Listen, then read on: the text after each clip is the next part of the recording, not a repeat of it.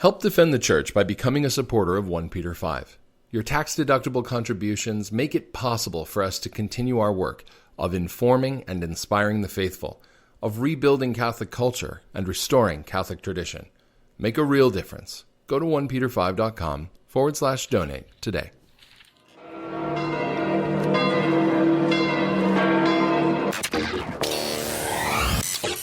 You're listening to the OnePeterFive podcast. It is a real joy for us to welcome you all here.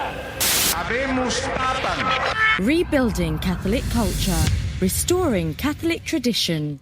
Hello and welcome to the OnePeterFive podcast, episode 41, I think. It's been a while since I've done a podcast. My apologies to those of you who have been asking me to get back to it. We're doing it today, and my guest is Dr. Peter Kwasniewski, a founding faculty member at Wyoming Catholic College, where he also directs the choir and Schola.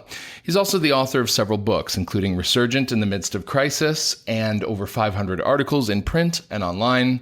He also has the distinction of being an original contributor to OnePeterFive, having been one of the first 5 authors we published on opening day. And I can't believe this is the first time I've done a podcast with you, Peter. Welcome. Thank you so much, Steve. So let me ask you this. How did you wind up specializing in liturgy? Because that's kind of your thing, liturgy, sacred music. That's true. It was not something I ever expected to do. It isn't as if I had an overwhelming interest in it from a young age. But it was discovering the traditional Mass in college, at Thomas Aquinas College, where I was attending it on a fairly regular basis, discovering it there and starting to learn about the history of the Church, the history of the liturgy. My eyes began to open to, first of all, how beautiful the traditional liturgy of the Church is. It really seized my heart. It lifted my spirit, and the chant as well, which I had also discovered around that same time. But then also just seeing the devastation and learning more about the shenanigans of the revolutionaries who took all of these beautiful things away from us in the name of accessibility and relevance and so on, aggiornamento. So I think it was a combination of just the excitement of falling in love with the liturgy and then also a certain righteous indignation at wanting to learn what exactly had happened. And then I started reading a lot of books, and my interest in philosophy and theology just ended up moving heavily in that direction. So you encountered the liturgical tradition of the Church for the first time at TAC. I did. There was one strange experience I had in high school when I had a great teacher who put me on to St. Thomas Aquinas and to Thomas Aquinas College as well, but also told me about the Latin Mass. I'd never heard of it before. This is this is in the 1980s, late 80s. You were born in the 70s, like yes. me, right? So yeah, 1971. Definitely post-conciliar, yeah. Exactly. And so he told me that there was this Latin Mass, but he didn't tell me where to find it. And out of natural curiosity, I looked it up I don't even remember how I found out that there was a Latin Mass somewhere in my vicinity, but I went to it. It turned out it was in a hotel conference room. It was probably some kind of independent or schismatic group. Right. And it was just a bizarre experience all the way around. I had no idea what was going on. So I don't consider that to be a real first experience. That was just a sort of Twilight Zone experience. I realize I've known you for years, but where was this? I don't know where you grew up. I mean, you're a cradle Catholic, right? I mean, you're not a convert. Exactly. No, I grew up, I'm the youngest of 6 children, and I was born in Chicago, as all of my other brothers and sisters were. But when I was 1, my folks moved to New Jersey. So I actually grew up in New Jersey, about an hour from New York City. So you're a fellow East Coaster then. That's good. That's right. I didn't know that. But the real discovery of the Mass for me was in college. As I said to you, I went to TAC. And at the time, that was 1990 to 94. Obviously the motu proprio hadn't come out. As a matter of fact, even John Paul II's Ecclesia Dei had, the ink had hardly dried on that. And the attitude both in the Archdiocese of Los Angeles under Mahoney and the attitude on campus among the administrators was cool, definitely not favorable. So we only had the old Mass once a month, but we also had a chaplain who loved to celebrate the traditional Mass, and he would do it on a regular basis privately. And so the word would go around the student body, there'd be a whisper here and a whisper there. Oh, tonight there's going to be a Mass at 7:00, and then a bunch of people would show up for it. So I don't know how many of our listeners remember the days of the indult. I mean, I'm starting to feel really old now. Right. But prior to 2007, you were lucky if you could find a single traditional Latin Mass in a diocese somewhere at a weird time. Yes, it's true. It always reminds me of that amusing bit in C.S. Lewis's, I think it's in The Voyage of the Dawn Treader, where they arrive on an island and they want to see the governor, but he's only in his office on the second Tuesday of every other month, at 3:00 or something. So it's just like that. It's like a speakeasy Catholicism. Right. You have to have the password at the door when you get in. True. I mean, I would imagine at TAC it was probably one of the only Masses available in California at the time, I would assume. That's right. Yes, Cardinal Mahoney, in his pastoral benevolence, had decided that the Latin Mass should be available, but each Sunday it was going to be in a different location. And so Sunday... Like, where in the world is Carmen Sandiego version of doing the Mass? Yeah. It's true. So one Sunday it was at the college officially, and then another Sunday somewhere else, another Sunday somewhere else. And I have to tell you, though, it added an element of excitement and danger, just being alive at that time and discovering something that was officially frowned upon or even forbidden. It made you feel like the English martyrs, when you read later about the English martyrs and how they would sneak from one noble house to another, and they'd hide in the walls, and they'd carry their vestments, sewn up in a suitcase so you couldn't find them. And, it was all very... cloak and dagger, yeah. Yeah, exactly. So let me ask you this.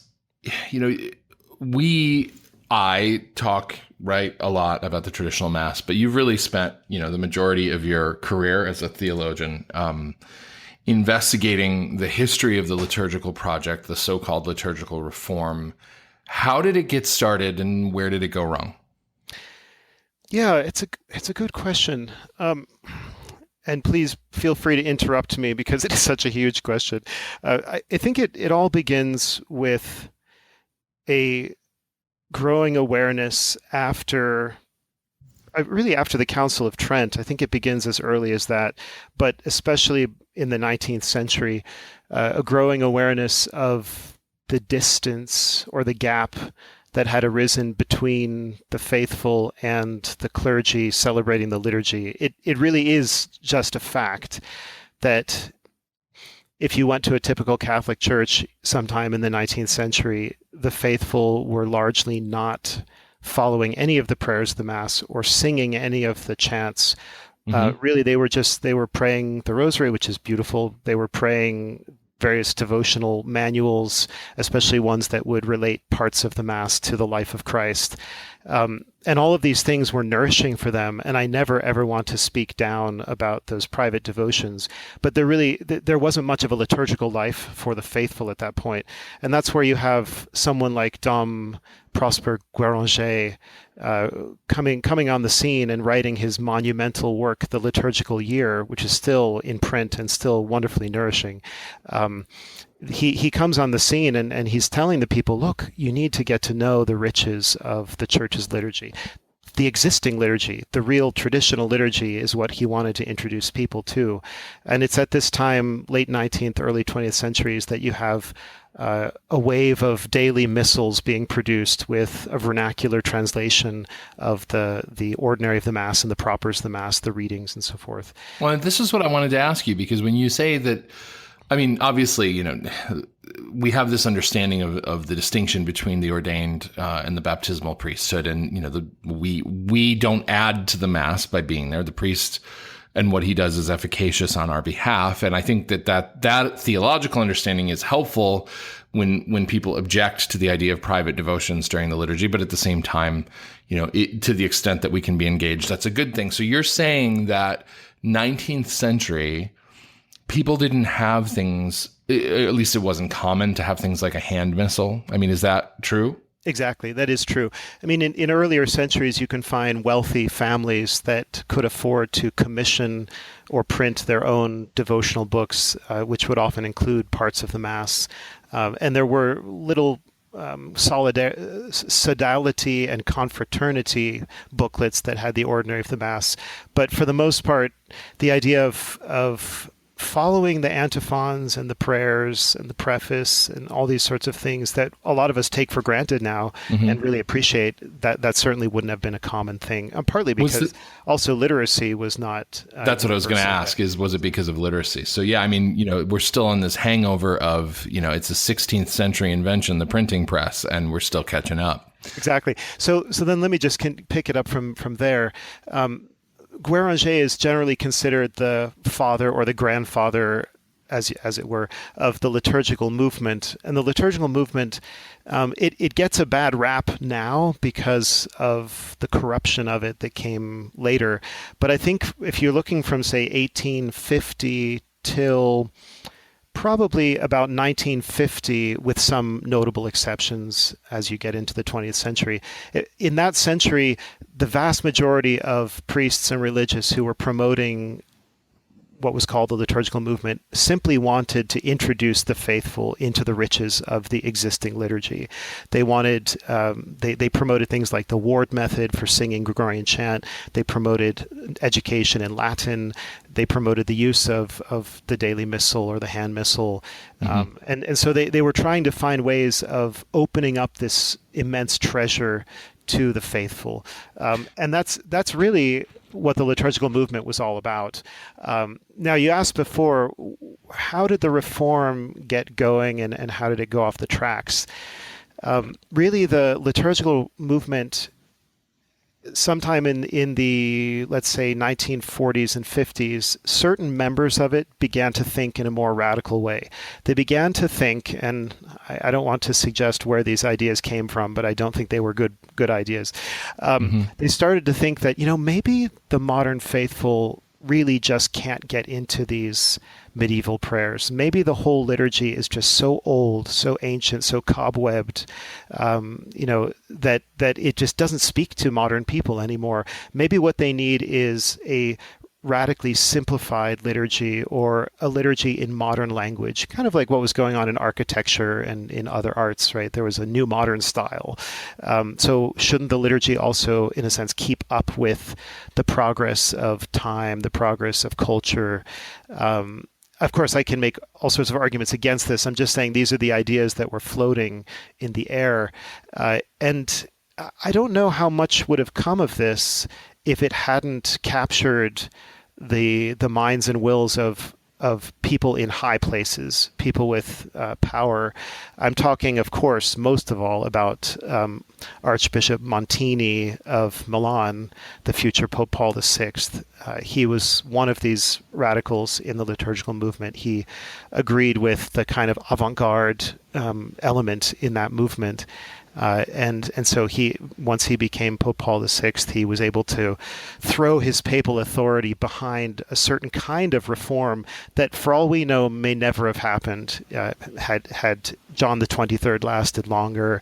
Or let me take you on a tangent here, because sure. I think what I'm trying to get my mind around here is, how do we get from a liturgical movement that's seeing a disintegration of the faithful attending Mass and actually, being engaged in the liturgy. I think of, that little quote from Pope St. Pius X that's printed in the beginning of the Ecclesia Dei booklets that are in a lot of traditional parishes about, what it means to really pray the Mass, this engagement of the mind and the heart and following the prayers of the priest and all this. That seems to me an authentic expression of what that liturgical movement was trying to get at. And then you wind up 50 years later, and why are they trying to just completely remake the entire thing? How does the one connect to the other? Exactly. No, it's true. And I love that quotation from Pius X. It bears mentioning here as an aside that Pius X was the great hero of the liturgical movement. He himself studied books written by people from Guéranger's generation. And when he was Pope, the first thing he did is came out with that motu proprio tra Sollecitudini about sacred music, how it needs to be restored, how Gregorian chant needs to be restored, and the Italian operatic style needs to be excluded from the church and so on. So we could talk about that later if you want. But he definitely was a major force, and he's the first Pope who used the term active participation, but he understood it correctly, not in a superficial way. Let me read the quote really quick for those who aren't familiar with it, because I think that it is the briefest sort of elevator speech synopsis of what the liturgical movement was about. It reads, "The Holy Mass is a prayer itself, even the highest prayer that exists. It is the sacrifice dedicated by our Redeemer at the cross and repeated every day on the altar. If you wish to hear Mass as it should be heard, you must follow with the eye, heart, and mouth all that happens at the altar. Further, you must pray with the priest the holy words said by him in the name of Christ, and which Christ says by him. You have to associate your heart with the holy feelings which are contained in these words, and in this manner, you ought to follow all that happens at the altar. When acting in this way, you have prayed Holy Mass." Mm-hmm. Now, I've seen people question the provenance of this, whether it really came from him, but the sentiment, either way, I mean, it seems a good summary of that early liturgical reform movement. Yes, it's a perfect summary of it. And notice what he says, very interesting to me, that he actually wants the faithful in their hearts to take on themselves the words that the priest is praying, right? Not as if they're vainly imagining themselves to be the priest. They're right. They're too intelligent to make that mistake.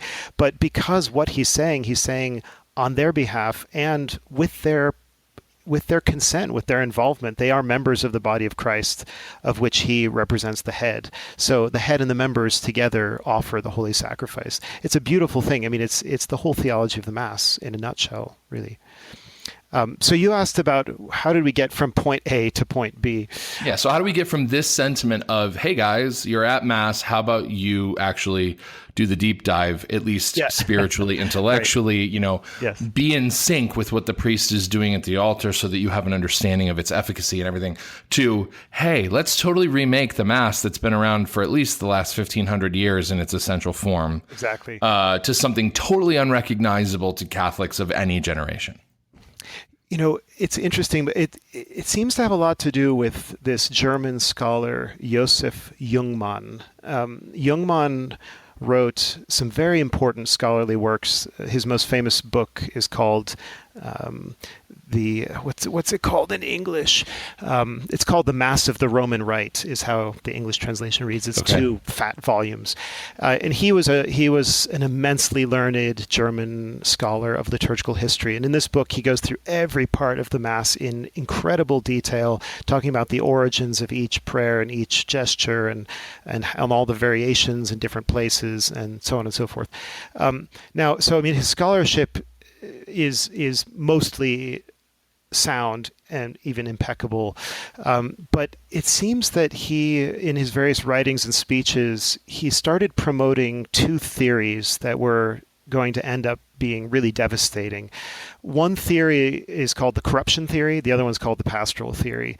The corruption theory is this: the Mass was beautiful, elegant, simple, noble for the first several centuries, let's say at the furthest extent, the first millennium, which also happens to be the period when the East and the West were in union with each other. But in the second millennium, the first few centuries of the second millennium, the Middle Ages, in other words, all kinds of accretions were added to the Mass, all kinds of inventions and pious decorations and ornamentations and so on, and that the people in the Middle Ages, they weren't good scholars of liturgy, so they forgot the reason for a lot of the things that were in the liturgy, according to Jungmann. And so basically what you ended up with at the end of the Middle Ages was a highly elaborate and, in their view, somewhat incoherent, theologically incoherent rite of Mass. And many of the things that we love so much about the traditional liturgy actually do come from the Middle Ages. They weren't there at the time of St. Gregory the Great. For example, the offertory, the wonderful offertory prayers are definitely a medieval development, and that's fine because we believe in organic development. But anyway, so according to Jungmann and people who went along with him, these were corruptions of the original, pure, simple essence of the apostolic liturgy. So he's not making the argument here that Pope St. Pius V made in Quo Primum, where there's all these accretions that have, been added in regions. You think back on the history of Christendom, and we didn't have the communications medium we have now. So there was a lot of regionalizations and things like that. Right. That's not the argument that he's making. He's saying this apostolic liturgy was much more pure and simple. Is that? Exactly. Okay. Yeah. And this is where you get something that Pius XII in 1947 actually condemned as, he called it, false antiquarianism. Mediator Dei. Yeah, exactly. But we can get into that later. So that's one theory, is that there actually was a corruption in the liturgy and needed to be simplified and stripped back, sort of taking the whitewash off to get to the fresco underneath, so to speak. The other theory, the pastoral theory, is basically this: the liturgy exists for the sake of the people who are participating in the liturgy. That is, it's supposed to meet their particular needs, whatever those needs may be. And according to Jungmann and others, the ancient Latin liturgy met the normal, everyday needs of ancient Latin-speaking people. But by the time you got to the late Middle Ages, and the Latin language was only the preserve of the scholars, and the common people were already speaking vernacular Romance languages and so on, it had ceased to be a liturgy for the people. They couldn't relate to it anymore, so it wasn't serving their needs, and therefore this was the thesis of the reformers, that the liturgy exists for man. Yeah, in many ways, I think if you really want to sort of beat around the bush or not beat around the bush and say what's the bottom line, I think it has a lot to do with a misunderstanding of how the liturgy is for God and how it is for us. But anyway, so the pastoral theory is what led some fairly radical thinkers to say, modern man is not extravagant. He's not given to high formality. He doesn't dress the way that medieval people did anymore. He needs a kind of streamlined, efficient, didactic sort of delivery system of the sacraments, and so utilitarian. Well, yeah, it is to a large extent. I think utilitarianism and functionalism really play a large role in this. So that's where you finally end up with people saying, you know what, the Tridentine liturgy is somewhat corrupted and it's completely irrelevant to modern man. And so for both of these reasons, we have to do a radical overhaul. Ugh. Yeah. I'm sorry. It's so gross. I know. I keep thinking back to, I know a mutual favorite author of ours, Martin Mosbach, and his argument for the way, the Catholic liturgy is intended to transcend the quotidian, just this everyday experience. You step into a sacred place, you're challenged to focus on a sacred language. There's just this drawing of the self out of the mundane of everyday life and into something transcendent. And that's just erased with this. Yeah, no, it's true. I mean, the liturgy, whenever you look at it, whatever phase of its development, it's always made up of many components, many elements that in their totality are going to strike people as otherworldly and strange and ritual and formal and as something that carries you into the realm of mystery, something that absolutely does not come from out of your own will or your own mind or your own daily experience, but something that's given to you by divine revelation, something that's handed down as a kind of priceless gift, right? And we don't deserve it. We don't fabricate it. We don't even understand all of it. That's okay. That's the way it's supposed to be. God, you can't comprehend God. If you comprehend it, it's not God. That's what Augustine says. Yeah. And the liturgy should have that numinous quality to it, where you step into the church and the chant begins and the incense is floating in the air and you are wrapped up in God. Yeah, you're somewhere else. Yeah, and you pray as well as you can. Nobody's perfect with adoration, supplication, contrition, thanksgiving, and so on. But the liturgy should make those acts easier for us, not more difficult for us.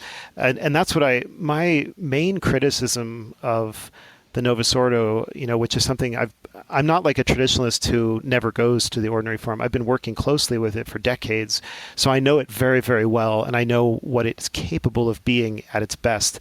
But my main complaint has finally crystallized into it's very difficult to pray in the ordinary form. It's just difficult to pray. Even if things are done with decorum, which they're often not, but even if they're done with decorum and the vestments are beautiful and the music is decent or even excellent, the fact is it's so verbose and it's so full of activity of all sorts that you never actually feel like you've prayed. It's very hard to make acts of adoration, thanksgiving, supplication, praise, and so on. Whereas with the old liturgy, paradoxically, right, you're sort of thrown on your own resources. So there's that's what I was going to say. I mean, the Novus Ordo is a bit patronizing, isn't it? In a way, it's a hand-holding, exercise. It's, this is what we're doing now. This is what we're doing now. Everybody's involved. Whereas when you go to the old Mass, I mean, like you said, you're kind of, it's sink or swim. You're on your own. The first time you go, you feel totally alienated if you didn't grow up with it. Yes. You have no idea where you are. No, that's true. In fact, I read an author who made this excellent observation. He said that the Novus Ordo, the reason why Versus Populum has come to be almost identified with the essence of the Novus Ordo, even though we know it's not necessary, is that it's a liturgy where there has to be an animator, somebody who is there in a sense animating the people and making them do stuff in response. And if that animator is not there, the people don't know what to do. They talk to each other or whatever. They don't pray. If you go into a lot of churches, people are not praying before and after Mass. They're just yammering. And the reason is there's no one there sort of instructing them or prompting them or animating them to do something. Whereas in an old Mass, right, you go into it and you have to pray. There's nothing else you can do. I mean, either that or you have to run away screaming. Twiddle your thumbs. I mean, I'll give you a very crass example, but I'll never forget in college, a seminarian told me about a homily he had heard from his bishop. I don't know if he was at a Chrism Mass, what the occasion was that he was hearing the bishop preach, but he said that the bishop said that the role of the priest is to be sort of the Johnny Carson of the Mass. It's his job to entertain and titillate the faithful. Yeah. Unbelievable. And obviously, however widespread that belief may or may not be, this bishop happened to be particularly open about his opinion on this, but that is that sense of, you're in the role of entertainer. You're in Vegas and you're on the stage and you've got the microphone and you're looking at the crowd to see, hey, how are they responding? Yes. It's a very terrible different thing than facing God and saying, hey, I'm leading everybody in prayer. Come with me. Right. No, it's true. When you go to the old Mass, whether it's a high Mass or a low Mass, you have such a strong sense that it's all about God. It's not about you. It's focused on, either God exists or everyone there is crazy, right? Whereas with the Novus Ordo, you could almost get the impression that we're doing this as kind of like a self-help seminar. We're coming together, we're kind of keeping each other company. It's a sociable activity. It's a comfortable thing. Sure, it's a religious event in a general sense. And obviously as Catholics, we believe that it's a sacramental reality as well. But the form of it, the way, the manner of it is really that of what some people have called, moral therapeutic deism. It's not an act of adoration of the triune God and his mystery and the real presence of Christ in the sacrifice. Well, I remember being a kid and thinking that some of the prayers that we were saying were actually words directed at the priest because he was looking at us, and it was like this back and forth conversation, you know? And I remember, you know, especially because you have that I don't know what you call it, the thing from the Didache that the Protestants say that we've added to the Our Father, that for thine is the kingdom and the power and the glory and all that.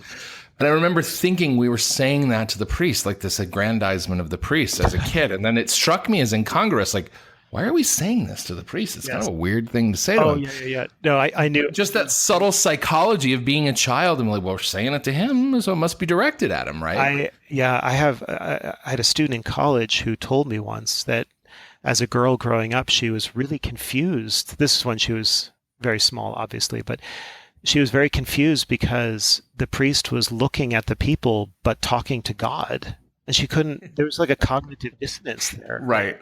And it is a huge cognitive dissonance. So okay, now this is your first time on the podcast, so you don't know that the greatest pitfall and trap is that I will lead you into a million tangents and we won't cover half the ground we need to in twice the time we should. So I'm going to move us forward, and I want to ask. So you know we've talked about this trajectory of liturgical reform, but then all of a sudden we've got this guy Archbishop Bugnini who shows up on the scene. He is, you know, he's a legendary figure. He's an infamous figure.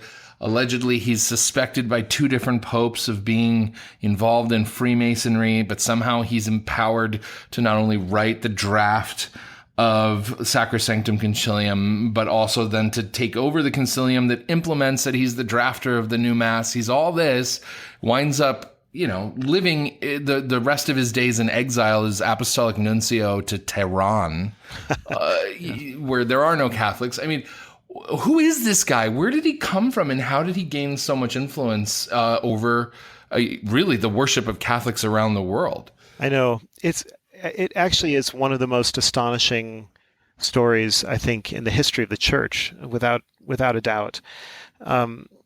Bugnini, and I have a friend, by the way, who says that if he ever writes a murder mystery novel, he's going to be sorely tempted to name the arch-villain Annibale Bugnini, because it sounds like a villain's name, doesn't it? but aside from that, which is a superficial observation,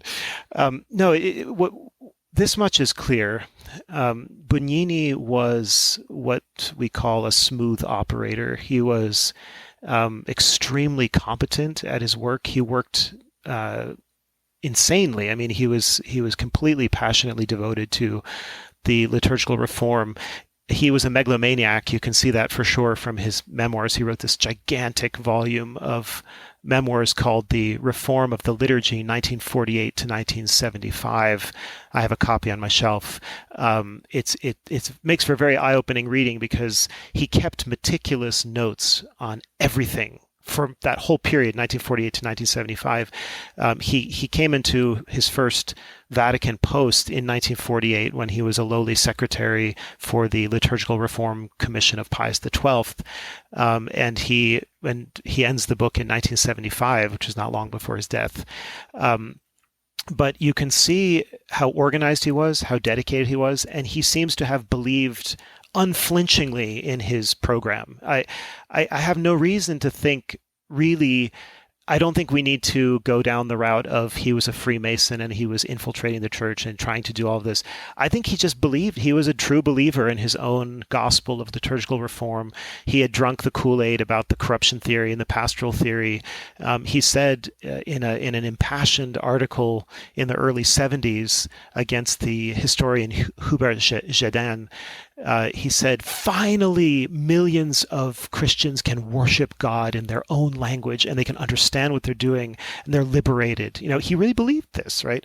So I like to see him more as I said, somebody who really drank the Kool-Aid and who was able, for whatever reason, to keep all sorts of important people wrapped around his little finger.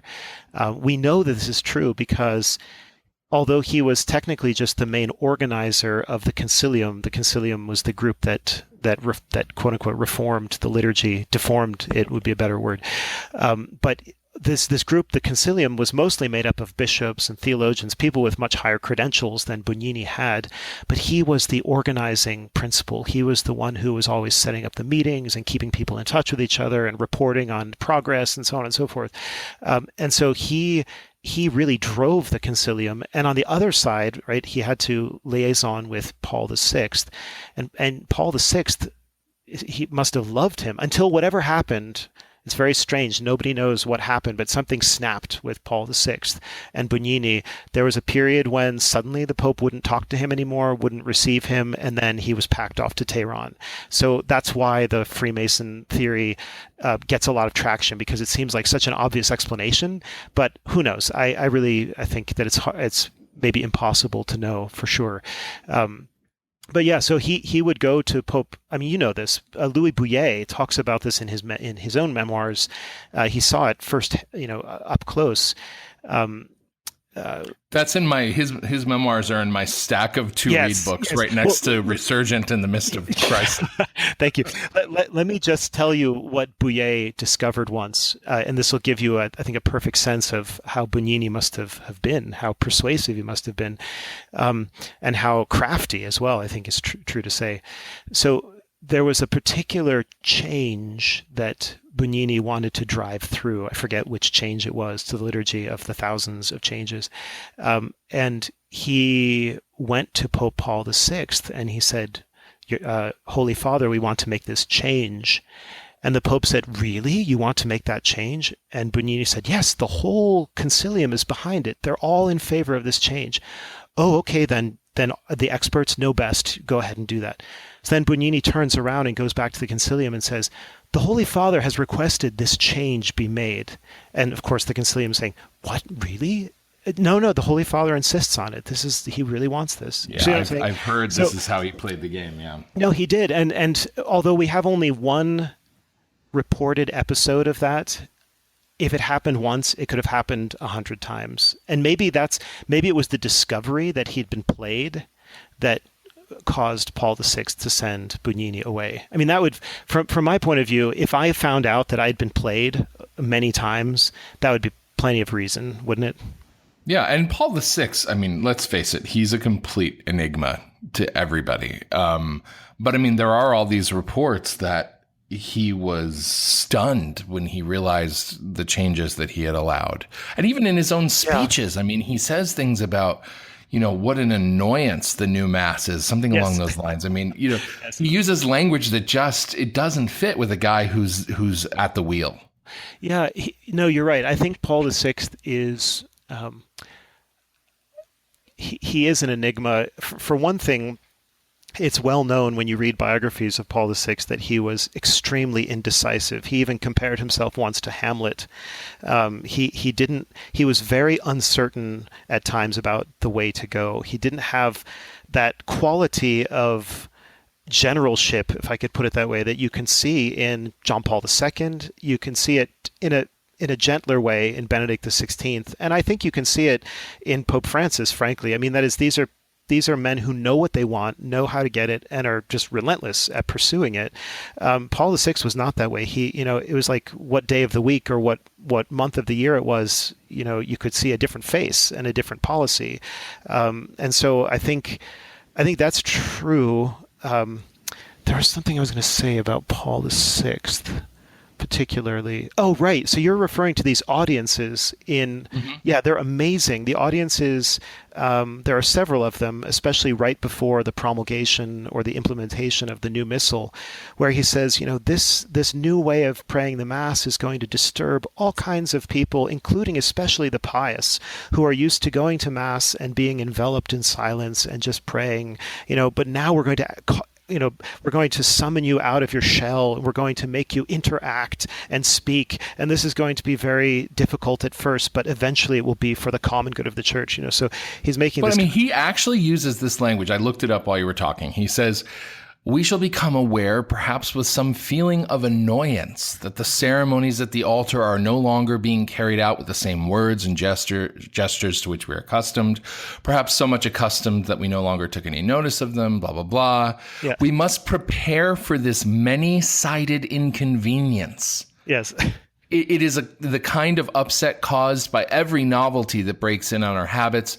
We shall notice that pious persons are disturbed most.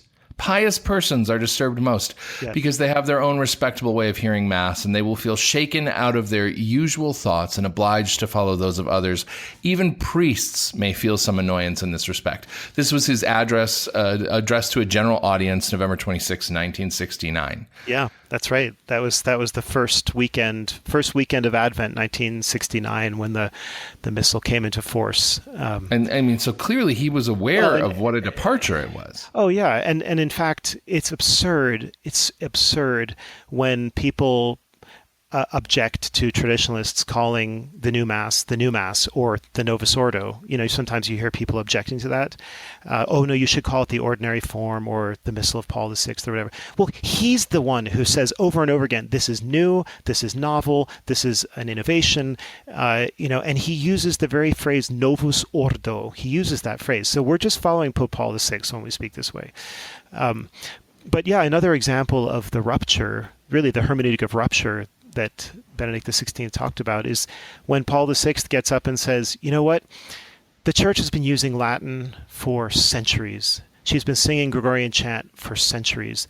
But now, in order to penetrate into modern man, finally to make this sort of pastoral leap, you can hear the echoes of Jungmann there. We have to give up these priceless treasures. That's what he says. That's a quotation. We have to give up these priceless treasures in order to reach modern man. It hasn't worked. It's patently obvious that it hasn't worked. Right. But it's you can really see he is an enigma. Because he's also the Pope of the Credo of the People of God, which is an Orthodox profession of faith. He's the Pope of Humanae Vitae. So, it's not as if he's a Pope Francis. I mean, he obviously did the Pope of Mysterium Fidei. I mean, there's a number of things that exactly. He did. Well, he even defended private masses. The idea of a priest getting up at a side altar and celebrating Mass by himself, which was one of the things the liturgical reformers hated. That was especially dark and medieval. He defended that in the encyclical Mysterium Fidei. Well, that still pointed to the idea that Mass was about God. We can't have that. Exactly. So let me ask you this. So the reform goes, way beyond even what Vatican II called for, even with Bugnini driving the ship, even with, this revolution that happened when they tossed out all the preparatory schema. Nobody still knows why John the 23rd, after, the vote was cast and he was talking about how great the work that they had done for the last 3 years. Next thing you know, everything's thrown out and there's a whole new agenda for the council. Even still, the liturgical reform that comes after pushes beyond what the council fathers saw coming. And they were ready for a lot of change, clearly.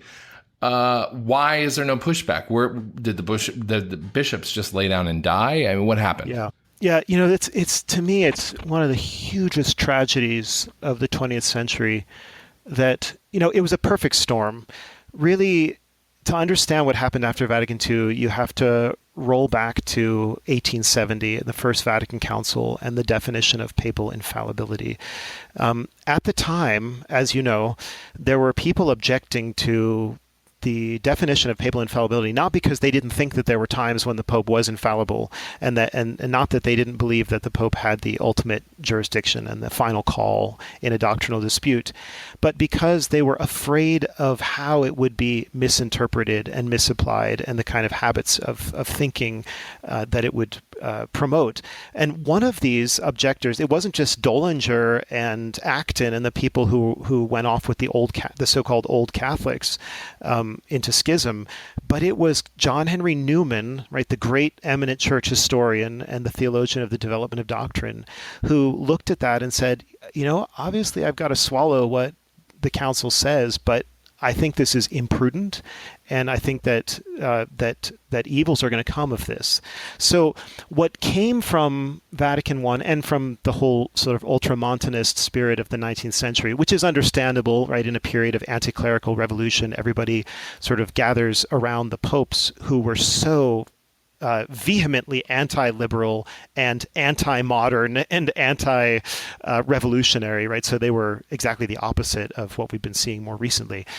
Nevertheless, this spirit of ultramontanism led to a kind of mentality among the episcopacy where the bishops are just essentially the Pope's, they're the Pope's secretaries, they're the Pope's liegemen. I mean, whatever the Pope says they're going to do, they're just company men, right? You could put it that way. Right. Yeah. The thought, I mean, when you study medieval history, or even better, ancient church history.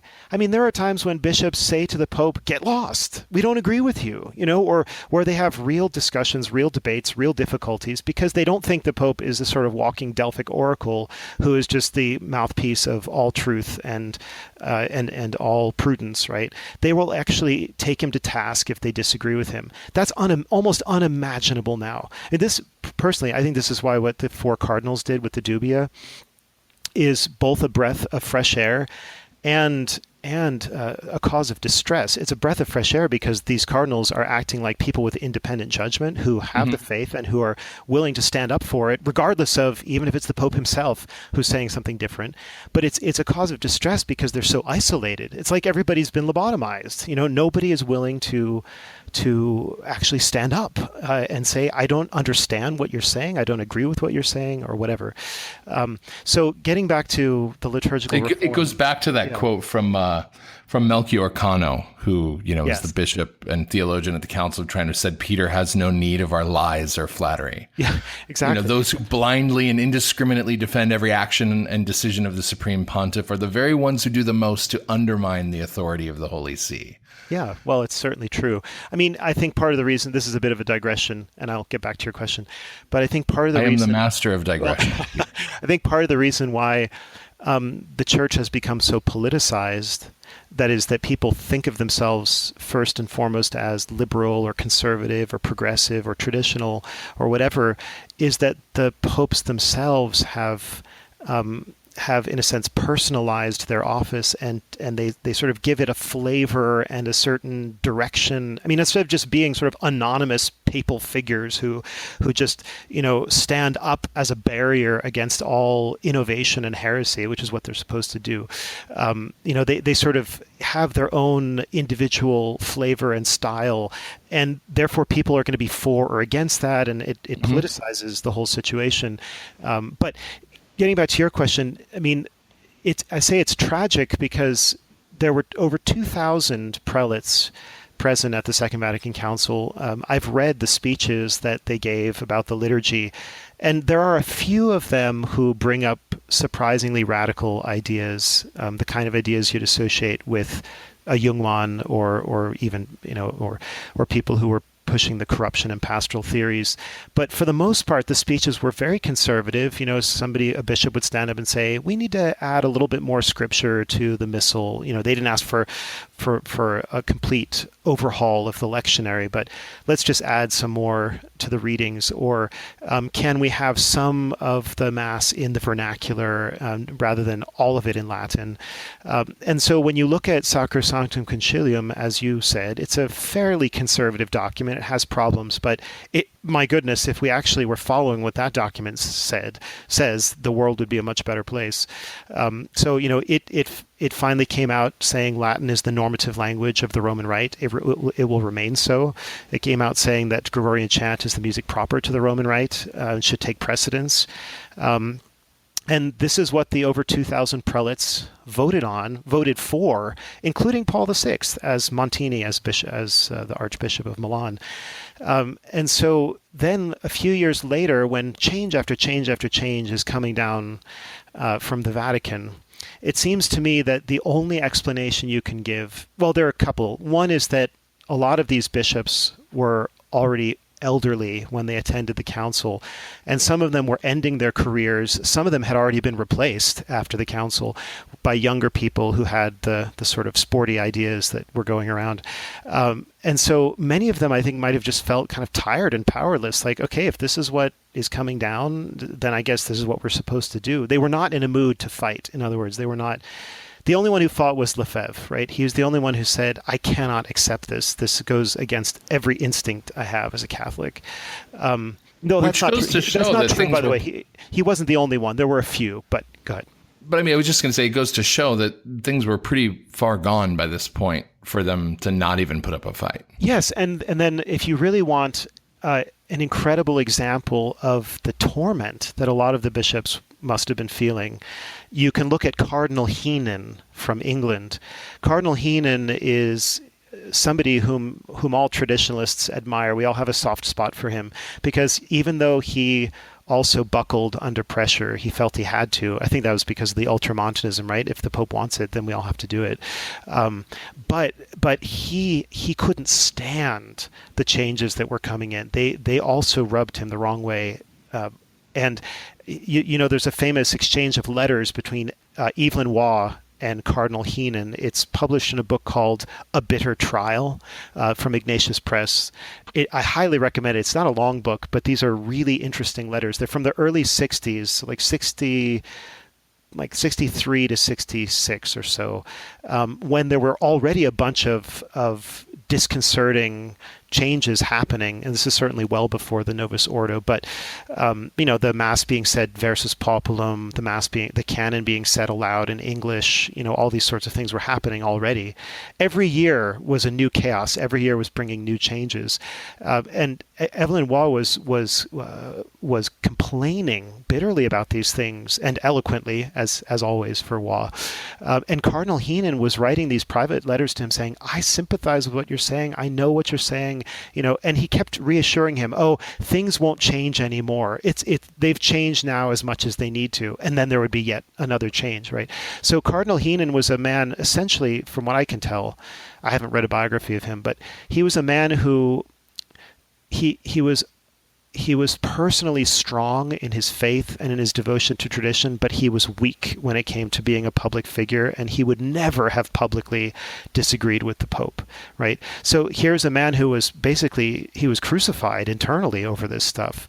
And the one final great thing he did for the cause of tradition was he was involved in getting that indult by which elderly priests in England and Wales were permitted to continue celebrating the Old Mass. That's something that Bugnini and other people in Rome were dead set against. But because of Heenan's friendship with Pope Paul VI, he was able to get that done. And what that means, incidentally, is that because of England, and also there are scattered priests all over, but especially because of England, there's never been a time when the Old Mass has stopped being celebrated. I was going to say, it's funny how this sort of backdoor continuity, you know, continues. Oh yeah, and that's important too for this reason.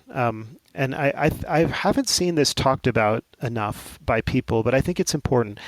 There's a common understanding of theologians that any act of the magisterium that is from the Holy Spirit will be accepted by the whole people of God. And obviously what that means is not numerically everybody, because there could be heretics or schismatics who say, goodbye, I'm leaving. But it's got to be accepted by the faithful as a whole, in some recognizable fashion, in order to say, yes, this is completely from God.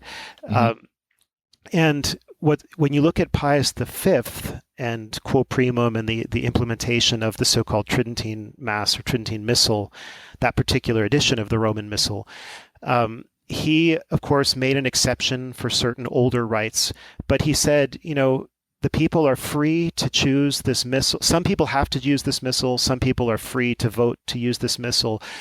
But in any case, within a matter of 100 years, everybody was either using that missal or they were using their older rites that they had permission to use, or their older uses. With the Missal of Paul VI, it was never universally accepted. And in fact, the number of clergy who are not using it and only using the old Missal is growing. With every passing year, that number is growing. So I think it's impossible at this point to say that the Missal of Paul VI enjoys the kind of unanimous reception from the people of God and that the Sensus Fidelium would require. So, well, and I think that it's also fair to say that it's not ever been implemented in a standardized way. It's just, you know, I refer to it as parish roulette, but I mean, if you're ever traveling, Yes. And you just go to a random parish, or just, I mean, in your own town, pick, you don't have a lot of options out there in Wyoming, but I mean, if you live in a city and you just pick a different parish at random every Sunday, your experience will be totally different from one Sunday to the next. See, there's never been a standard implementation. Right. And you know what? I should actually bring in another point connected with the pastoral theory, almost like a corollary of it, is a certain understanding of the fashionable term enculturation. So if you look at the writings of the more radical liturgists from the 60s, 70s, what they believed is that the idea of having a preset formal ritual where the words are scripted and the gestures are scripted and so on is artificial and will prevent Christianity from sort of merging and molding all the different world cultures that it's going to come into contact with in Africa and in Asia and with the Aborigines and wherever the missionaries are going to go. Of course, the number of missionaries dropped by like 1,000-fold after the Second Vatican Council. But so let's say there were missionaries. So in any case, the idea of enculturation here is the Mass actually has to be completely customized to every particular group of people. That's kind of the end game, as it were. The Novus Ordo is like a halfway house to the end game of a totally enculturated, particularized, individualized liturgy. And I'm not making this up. Ratzinger talks about it in his book, A New Song for the Lord. In that's a very, very important book. He covers this. He shows that what I'm saying right now is exactly what you can read in standard Italian books of liturgical theology. And so what you're saying about parish roulette, that's not by accident. That's not by chance. This is why the Novus Ordo has so many options in it. It's designed to move in that direction of total enculturation as they understand it. So I want to touch on that. You have a term for that, optionitis, but I want to hit on a couple points first. So, sure.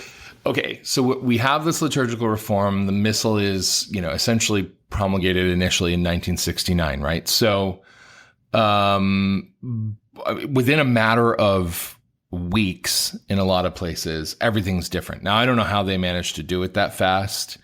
It was like a fait accompli. I mean, it's interesting. There's this parish in the Arlington Diocese in Northern Virginia where the Latin Mass is now done.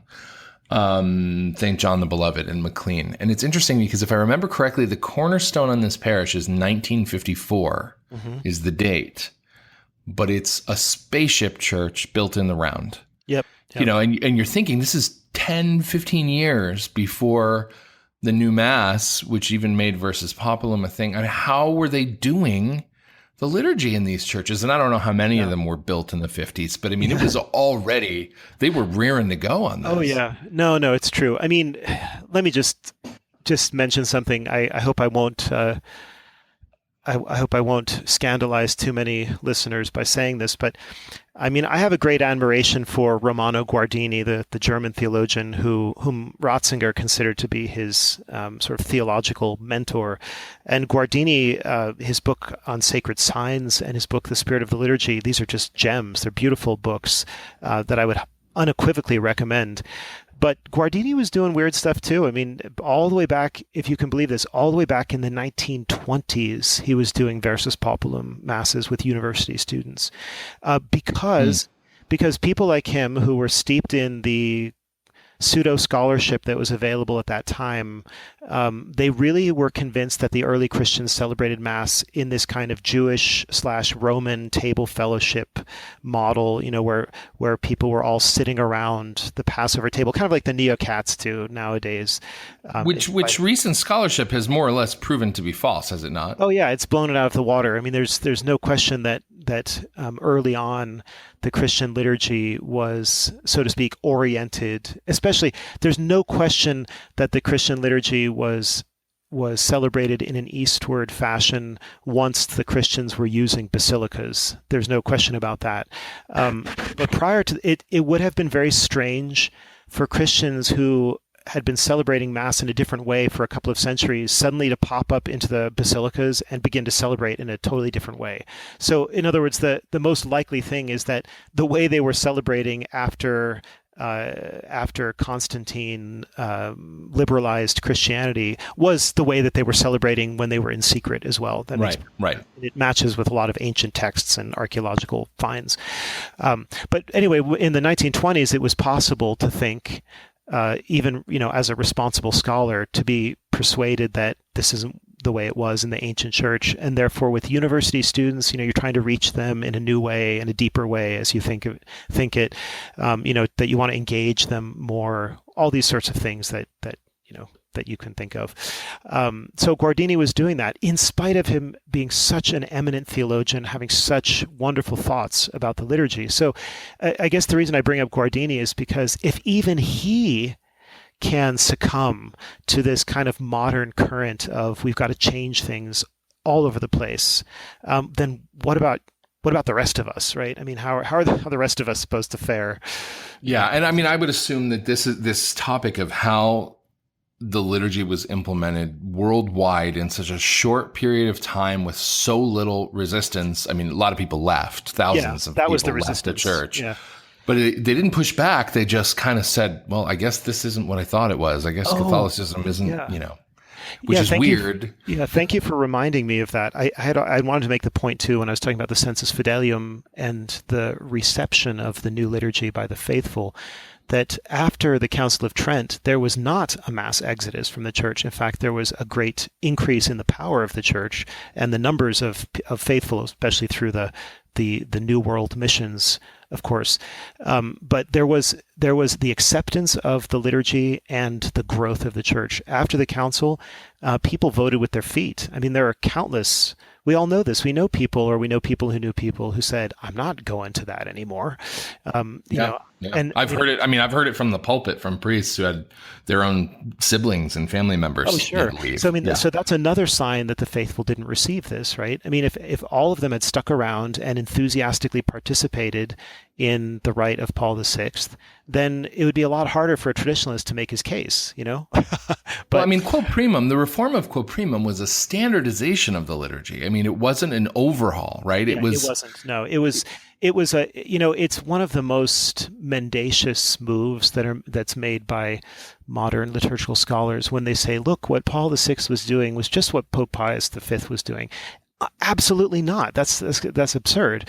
Pius V took the Roman rite as he had inherited it, and he did a little bit of pruning to it. Well, okay, the sequences took a big hit, and that's perhaps a sad thing. But the canon of the Mass, he didn't touch that. He wouldn't have dreamed of touching that.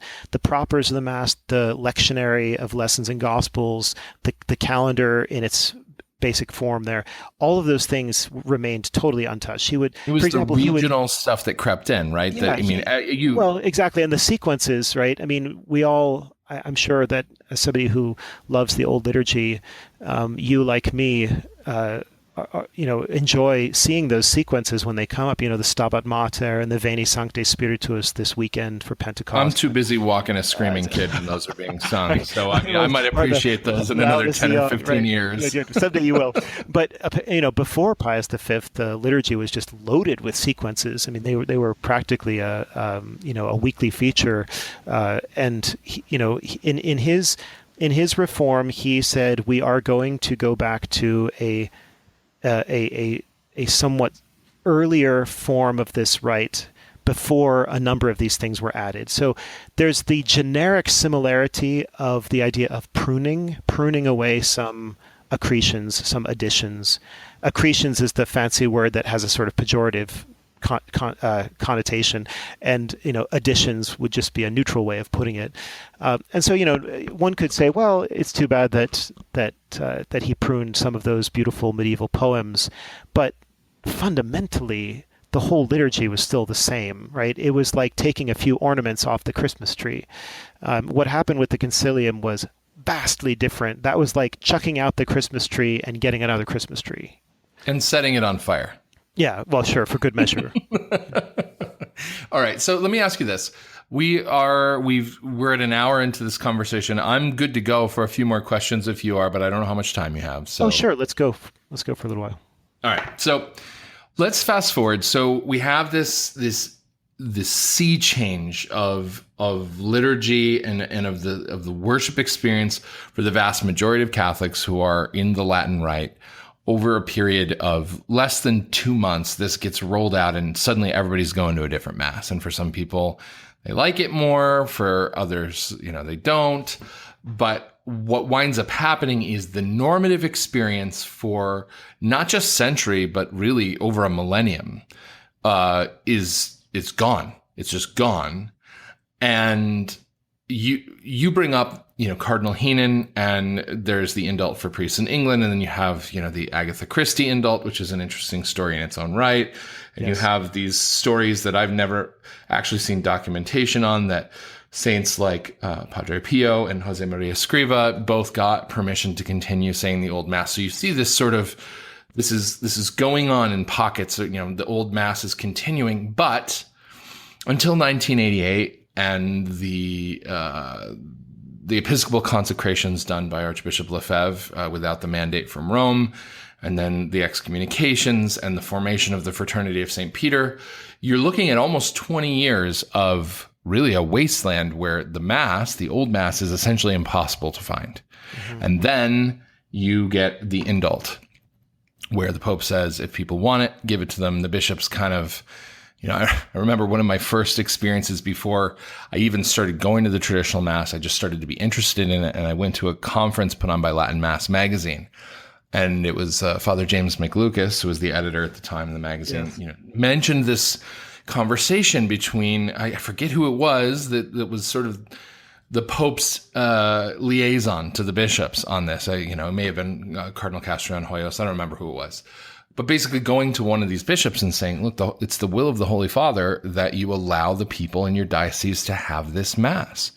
And the bishop responded, well, the Pope is not the Pope of my diocese, is he? I'm going to make this decision for myself. Mm-hmm, mm-hmm. And so there was this real, this hammering, this pushback during this period of the indult. And it was this ghettoization that happened of traditional Catholics. I think it's what led to a lot of the bitterness that people see and complain about now. Oh, and I'm skimming here because I want to get to the meat of, so then out of the blue, in 2007, we get this motu proprio letter, Summorum Pontificum, that essentially validates the arguments that traditional Catholics had made all along, that the Mass was never abrogated, that it can't be just dispensed with. I mean, it was sort of a neutron bomb. Yes. Did anybody see it coming? Yes. Well, yes, absolutely. One of the things that Archbishop Lefebvre had requested, and his successor, Bishop Fillet, had requested of the Pope, was the lifting of the excommunications, which they considered to be ineffective anyway, but they wanted the gesture of the lifting of them, the restoration of the right of all priests to celebrate the Old Mass, and I think the third thing they were asking for was the right to criticize the formulations of the Second Vatican Council.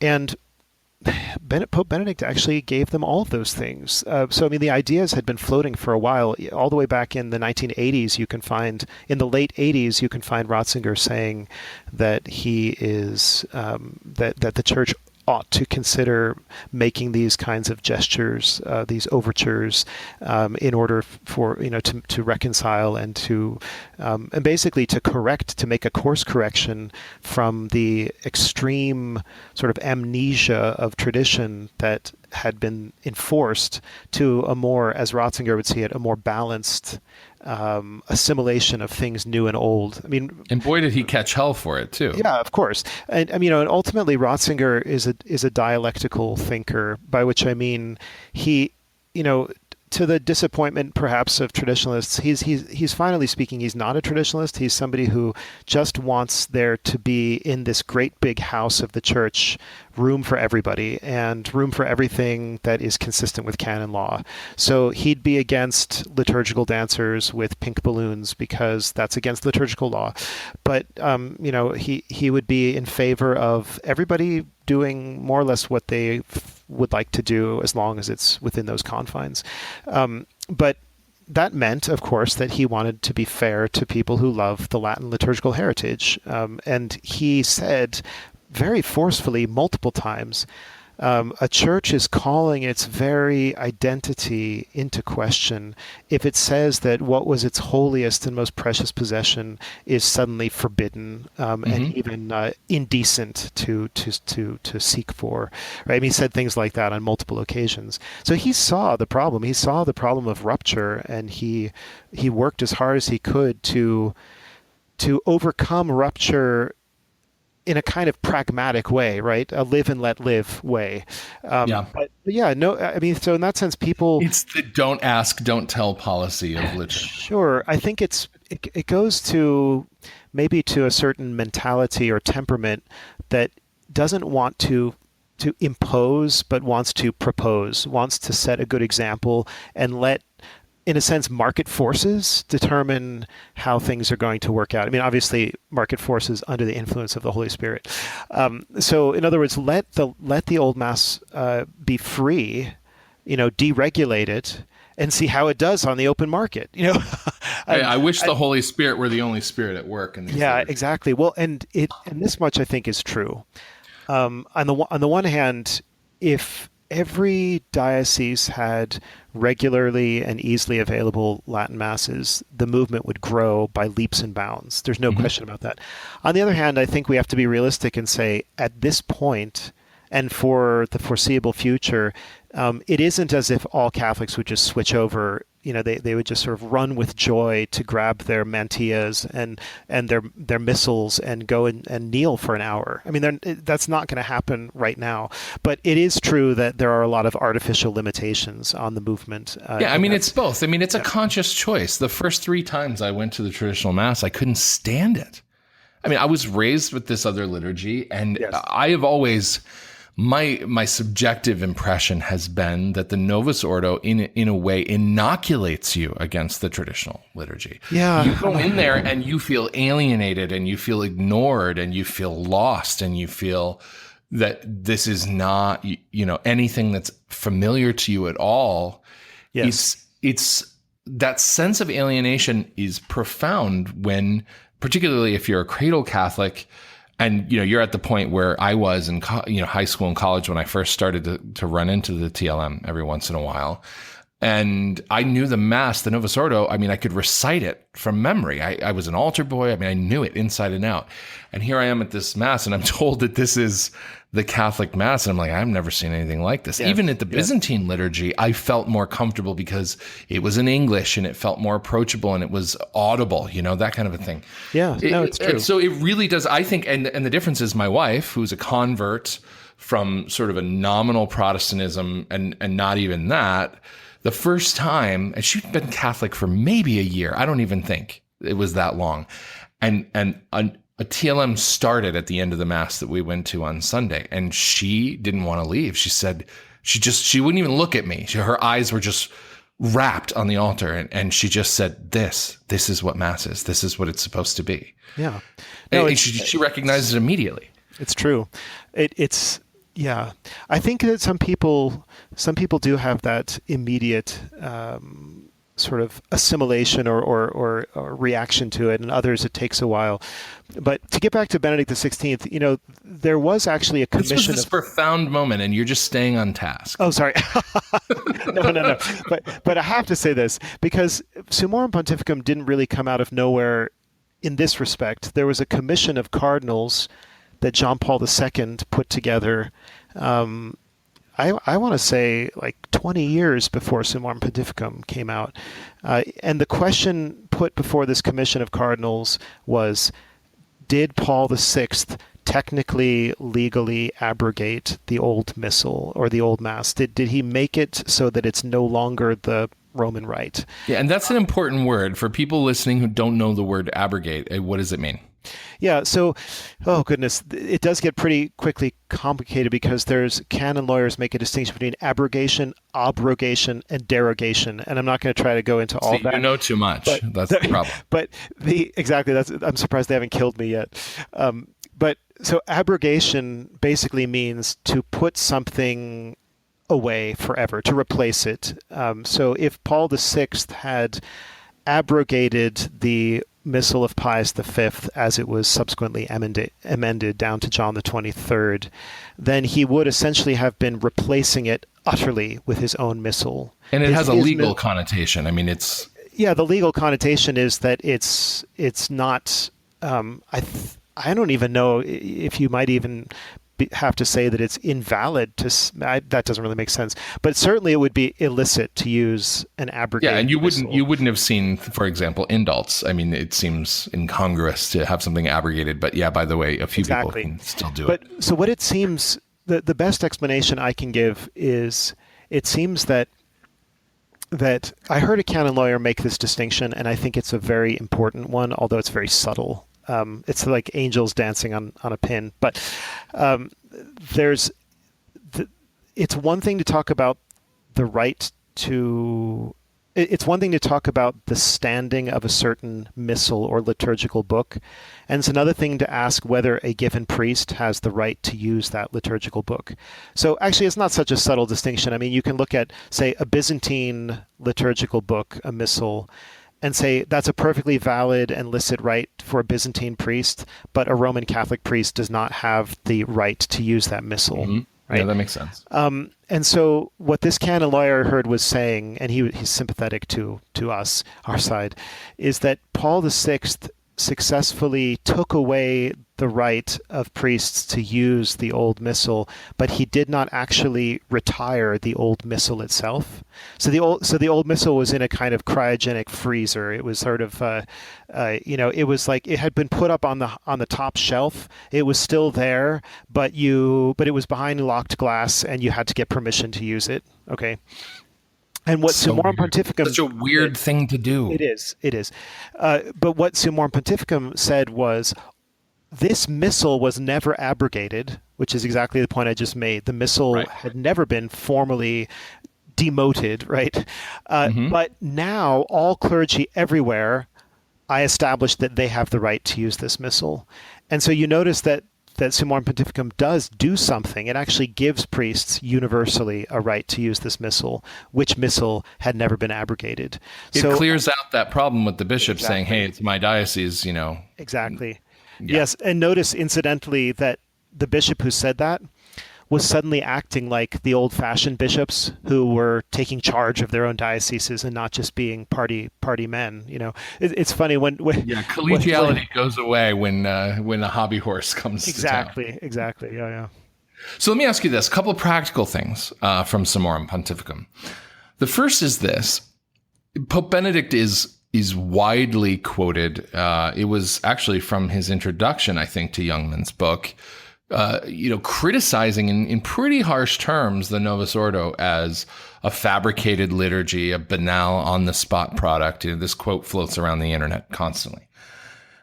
He issues Summorum Pontificum. He frees the Mass, but never offers it himself in a public way that would have given enormous support, even if he had done it just once, enormous support to those who are attached to the liturgy. Why do you think that is? Sure. I read recently, I hope you don't mind if I do something that's going to sound like a plug, but a new book of mine is coming out shortly in just a few weeks that listeners might want to know about. It's called Noble Beauty, Transcendent Holiness, Why the Modern Age Needs the Mass of Ages. I'll do you one better. If you give me a link, I'll put it into the show notes. Oh, sure. Absolutely. But the reason I mention this book is not just shameless advertising, but because it has a foreword by Martin Mosebach. Okay. And in this foreword, Mosebach, and I'm honored and delighted to have a substantial essay by Mosebach at the beginning. Yeah, that's fantastic. But in this essay, Mosebach talks a lot about why Pope Benedict XVI did what he did and didn't do what he didn't do. And I think his analysis is right on target. He basically says Pope Benedict XVI was more keenly aware than perhaps anyone else of the dangers of the papal personality project, if I could put it that way, PPP. Mm-hmm. That is, he was very aware of the danger of the cult of personality and the sort of like Celebrity imposition, papacy. and the imposition of the will of a given pope on the people, which is just going to encourage the next pope to try to impose his will on the people, and then it just becomes this huge tug of war, and he wanted, in other words, he wanted to create legal structures and give the freedom, all the permissions, all the freedom necessary for people who want to do the right thing to do the right thing. But he wasn't going to try to push it with his personal influence in such a way that it could end up being identified as just his pet project, right? Oh yeah, that's Ratzinger's thing, but now that he's not Pope. I mean, people already try to do this, right? Now that Ratzinger isn't the Pope, they try to say, well, certain things he was doing, that was just because of who he was. But I think he guarded against that very carefully. He didn't demand that everybody go back to Ad Orientem as much as we would have loved that. He didn't demand that everybody give communion on the tongue to kneeling faithful, but he did those things himself, right? He set good examples, and so we can sort of, I think we can bemoan the limitations of that approach, and yet we can recognize that there's a kind of wisdom to it as well. Well, I mean, here's the other practical question. I don't know if I'm satisfied with your answer, but I don't know if I am either, but I mean, because I don't think, it's a debate we don't need to have right now, but I don't think it's an imposition to say, I think this is a good enough thing that I'm going to give the example. Sure. And then, maybe it's not what he does all the time. Yeah. So you're asking, but it's right. A legitimization. He's saying, you're right. I'm legitimizing this with my own, with my own actions. You're right. I need to answer your specific question about why he didn't celebrate publicly the Old Mass. I read a really good article that, again, this might not sound like a persuasive answer to you, but I read a really good article that described in detail what it was like to do a papal liturgy before Paul VI abolished the old rite, the old papal rite. The papal rite was way more complicated even than a pontifical mass. I mean, when we go to a pontifical mass today with Archbishop Sample or Cardinal Burke, we're just blown away by how elaborate it is and how beautiful and how complicated and so on. But apparently that pales in comparison to the papal rite. And so this author was actually opining that Pope Benedict XVI wouldn't just come out one day and do like a plain pontifical mass, because that's actually not the tradition of the church. The tradition of the church would have been something quite different than that. And all the structures that would have had to be created, and I mean like, scads and scads of extra ministers and offices that don't even exist anymore and stuff. So it could genuinely have been a sense that of the difficulty of the restoration of the papal rite, in the current circumstances. It's not as easy even as for a bishop to go and do a pontifical mass. So I don't know. That is the most interesting thesis I've heard. So food for thought. All right, let me ask you this. So here we are now, and we have these two forms of the Mass competing side by side. I'm not a fan of the terms extraordinary and ordinary form for my own reasons, but these are the terms we've been given. So we've got these two. How does that work in the long run? How does this marketplace of ideas, or just the marketplace in general of liturgies, how does that work? Mm-hmm.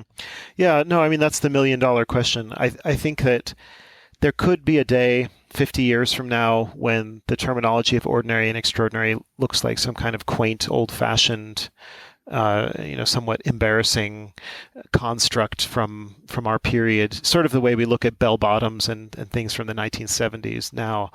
That could very well be. I mean, there's certainly demographic evidence in some parts of the world, I'm thinking of France in particular, that would suggest that within So right now, the number of traditional priests being ordained in France, that is, priests who will exclusively celebrate the Old Mass, either in communion with Rome or not in communion with Rome, that number is getting pretty close to being the same as the number of the ordinary diocesan clergy, because the French church is just dying. It's just plummeting. Yeah. And you see those videos of them demolishing churches there, and it breaks my heart. It is heartbreaking.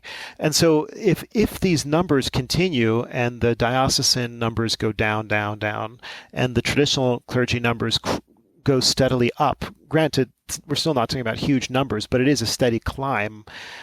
If these numbers hold, then in 50 years, if you want to go to Mass in France, it's probably going to be a traditional Mass. Now, France is definitely the most extreme example of that in the world. But if that could happen in France, something like it could happen elsewhere too.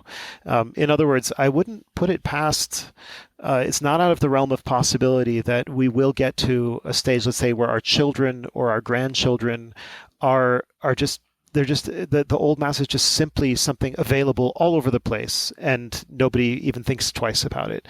That's possible. I mean, of course, there's a lot of opposition to that scenario, but at the end of the day, you see this in the better American bishops. They would rather have, the better bishops would rather have Catholics going to church, to an Old Mass, than not going to church at all. And they'd rather ordain a man who wants to celebrate the Latin Mass than not at all, than not ordain somebody. So I think that if you just have enough bishops with their heads screwed on, with their hearts in the right place, we could see quite a significant turnaround in the whole situation in the next few decades. I know that's a long time to talk about, but these things take a long time. Nothing is overnight. They do. Nothing is overnight. So I have more questions that I think we're going to get to. We're going to have to split this into another podcast, but there are a couple more things. But if you're willing to come back, we can break some of these off, I think. Oh, sure. We can do another one. But there are a couple things I want to hit. We're coming up on the 90-minute mark, so we probably should wind it down because this is a heavy topic and I don't want to overwhelm people.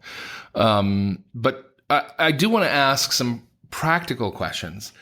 If somebody wants to get a Latin Mass started at their parish, I mean, because this is still a thing, we're not seeing a lot of growth now. Mm-hmm. In fact, I've actually heard rumors, I don't know if they're true, that a lot of bishops are actually becoming more resistant again.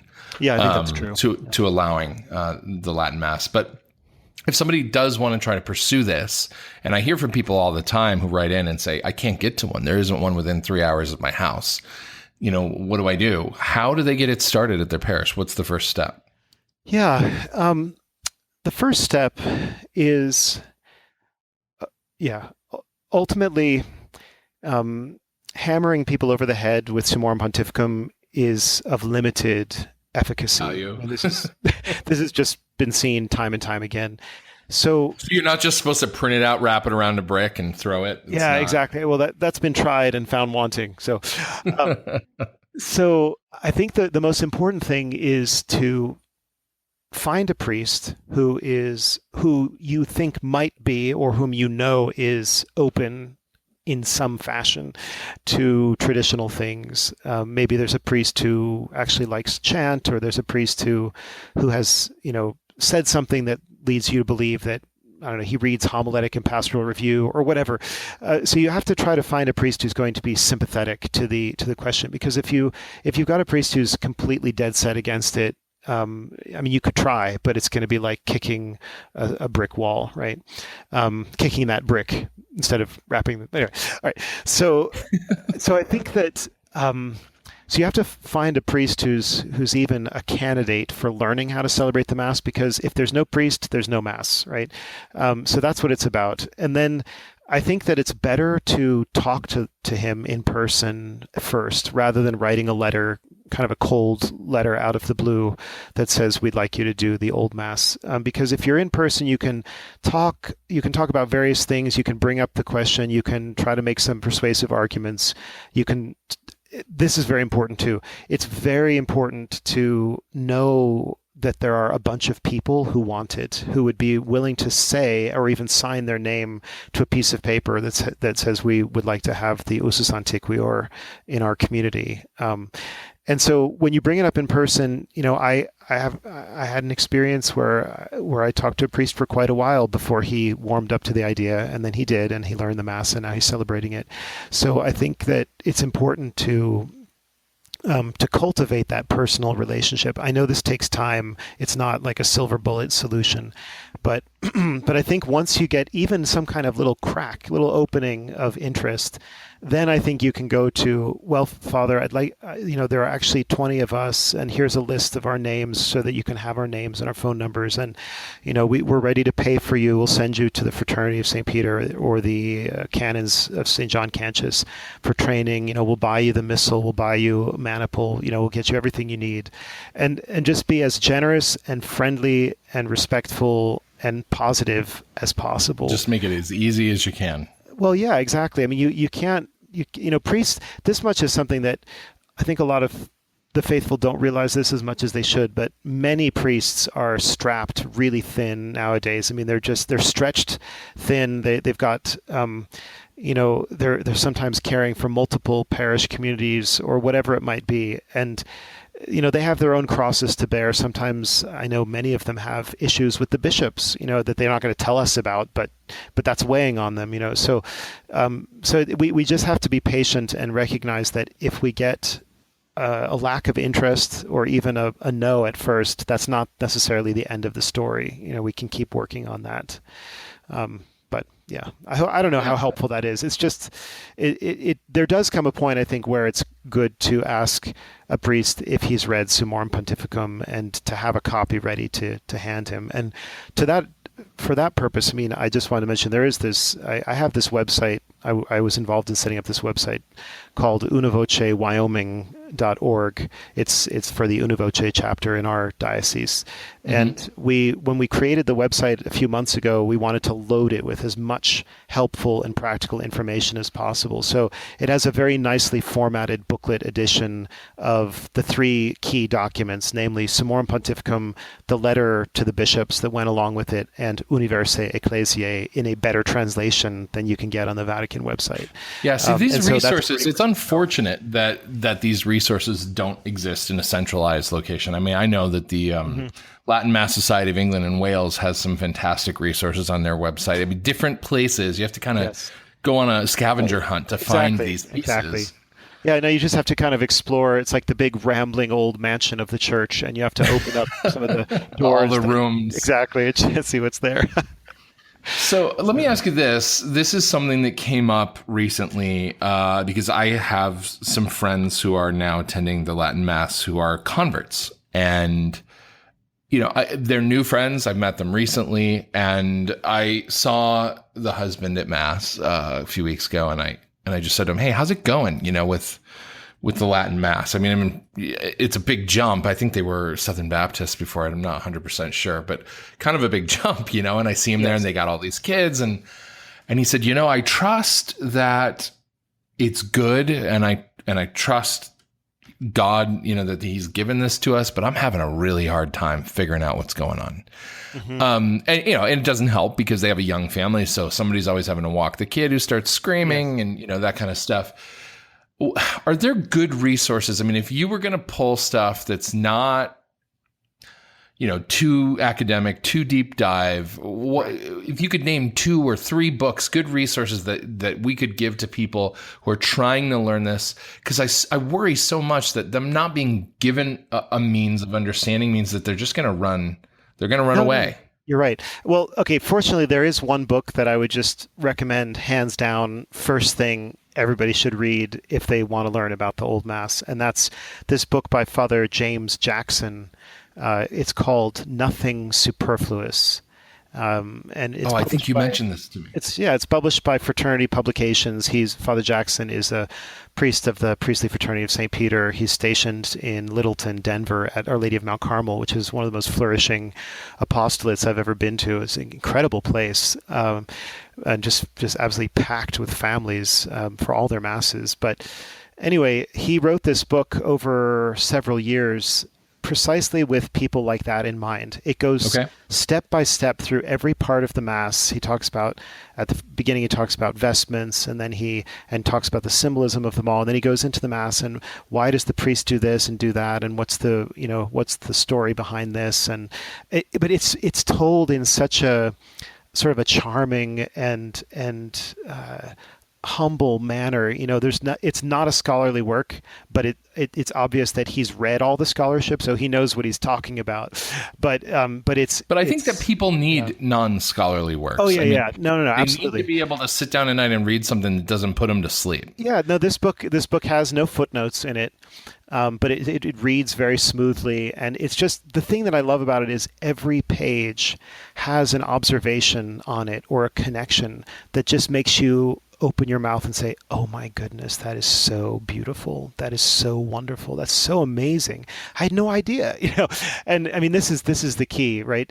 If your friend, the friends you're talking about, if they could just read a few pages of this at a time, they would just fall in love. They would fall in love with the Old Mass, and it would become like, it becomes in a way. You talked about a scavenger hunt. It's kind of like an Easter egg hunt. The Old Mass is just packed full of symbolism at every level, and it opens itself to you slowly over time. I mean, I've been into this for decades now. I've been going to Mass as often as I can and reading about it, and I'm still learning new things all the time. That it's so ancient and so great that it just has this sort of endless explorability to it, and so I would definitely recommend Father Jackson's book, Nothing Superfluous. I'm sort of surreptitiously putting it in my cart right now. As you're talking. And then, I mean, again, a little bit of shameless self-promotion here, but I think my book is helpful. People have told me that Resurgent in the Midst of Crisis has been helpful to them in understanding a lot of aspects of the liturgy. Okay. Yeah. So I can link to both of those. I think they're good resources. There's that the St. Augustine Academy Press has that Treasure and Tradition book that's thanks for bringing a visual riot of all the things, the symbols, the vestments. Yes, that's also a very fine resource, and I would especially recommend that as a catechetical tool. Let's say for homeschooled students in upper grades, I think that could be a marvelous unit just to read that carefully and talk about it. Cool. All right. So let me ask you this last question. What do you think the future holds now for the traditional movement? Are you optimistic? Are you pessimistic? I think that we've grown since 2007, but there also seems to, as I mentioned a few minutes ago, we seem to have kind of hit a plateau. Where do we go from here? Yeah, I think it's going to be a really hard slog. That is to say, I think the traditional movement is strong and healthy, but it's small. It's a tough, wiry minority that knows what it stands for, knows what's important. I mean, I'm speaking generally here. Obviously, there's a lot of variety in terms of knowledge and motivation and so on. But I think in general, as a cross-section of the church, the traditional Catholics are the ones who are much better catechized. They love the liturgy. They want to live according to the calendar of the church.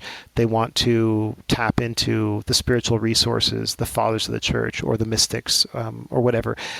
So I think the traditional movement is disproportionately influential and powerful to its numbers. And I think that's something we see in salvation history.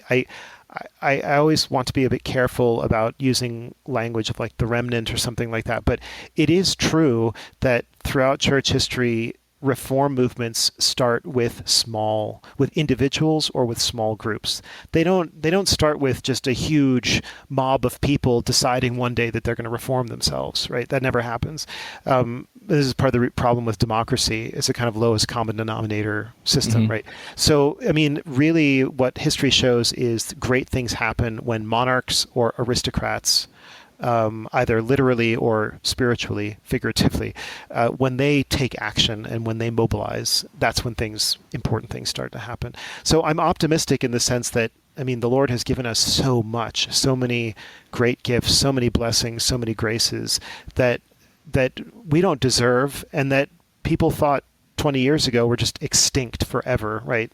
They thought this is never coming back. We've killed this, and it's not. Well, and dead, it's providential, I think, that the traditionalist movement has sort of come of age at the time where the internet did as well. I mean, we have a way of getting the message out there that just didn't exist.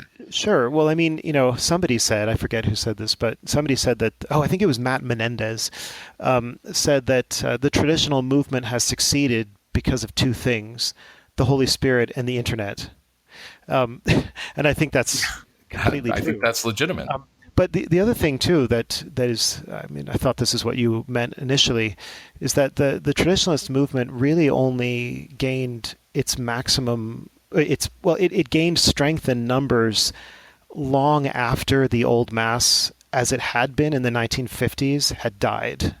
I mean, that is to say, there was a certain kind of culture that sometimes surrounded the old Mass before the council that was part of the reason why the council happened, and part of the reason why the reforms happened, or at least why they seemed plausible and necessary.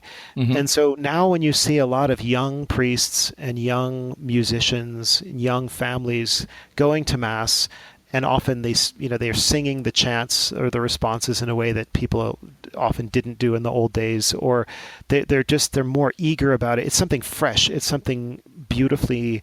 It's like stumbling into into the Garden of Eden through the back door, and you didn't know it was there, or like going through the enchanted. What was that? In the Chronicles of Narnia, through the wardrobe. Right, through the wardrobe, So there's a sense in which there's a kind of freshness and a new perspective on traditional things. They're choosing it, and they're making sacrifices to have it. It means something. Exactly, and that's all to the good, because I do think, somebody said this too, that maybe the reason why the Mass had to go away is because finally everybody was taking it for granted. And I mean, that would be a really, really severe mercy, a really harsh disciplinary move on God's part. But don't you think that that's the theme of everything we're seeing in the church right now? Is that we had taken for granted these things that we had, and we've come so far now that this crisis that we're faced with, not just in the liturgy, but in theology and in the approach to marriage and the family and sacramental discipline and all this stuff, it's waking people up. It's shaking the people who love God and care, but had become sort of complacent and comfortable with the status quo. Everybody's being forced to reevaluate all of this stuff. Yes.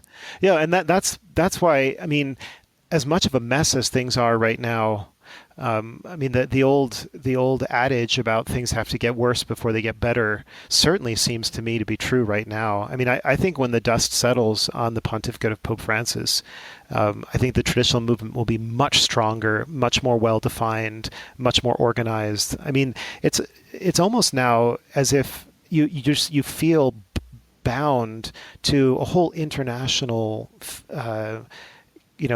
community of Catholics who are all equally incensed about the insanities, and who are all equally wanting to recommit themselves to the fullness of the faith. I think that this is not the kind of thing. Well, what Hilary White says, that the Church couldn't have survived another conservative papacy. I think it's true. And that, there's a way in which conservatism lulls people to sleep, right? Oh, things are basically fine. They're a little rough around the edges, but everything's going to be fine. It's because the goalposts keep moving on what you're willing to conserve. Exactly. And so when you see, wait a minute, you wake up one day and you see things aren't going to be fine. Things are horrible, right? Then it really, it's like that statement attributed to Samuel Johnson, execution. A man's execution has a wonderful way of waking him up, or something like that. I forget exactly how it goes, but the idea is when you're face to face with catastrophe, then you actually take life very seriously, and your priorities become realigned, and all sorts of things happen. Yeah. So I mean, this is grants clarity. Disaster grants clarity. Yes, for sure. Exactly. So there are questions that I think that in a future podcast that we could talk about, because as much as there's a significant portion of our audience that is already dedicated to the traditional Latin Mass. We've put up a couple of pieces in the last week. I dug Bishop Schneider's piece on liturgical reform, 10 things to do to reform the liturgy, out of the archives, because for the vast majority of Catholics, they are still sort of stuck in Novus Ordo land. And there are things that can be done, that need to be done, to move them in the direction of sacred liturgy. And I think that can be a podcast in itself. So if you're willing to come back, I'd like to break off those questions I was going to ask you and do a separate something, a more reform of the reform conversation. Is that what you're thinking? Yes. As long as we can agree on the premise that the reform of the reform is not an end in itself. It has to move us toward... No, it's a temporary stage just to rebuild the bridge back to the liturgical tradition. Then I think we can be friends. Good. I always want to be friends. All right, good. Well, thank you so much for taking so much time to be on, and it was good to talk to you. Yeah, likewise. Thank you so much, Steve. All right, take care. God bless. You've been listening to the OnePeterFive podcast. This has been a production of OnePeterFive Incorporated. Copyright 2017, all rights reserved. Please remember to visit us online at OnePeterFive.com. If you enjoyed this podcast, please consider making a tax-deductible contribution to support our work at OnePeterFive.com/donate. Thank you for listening.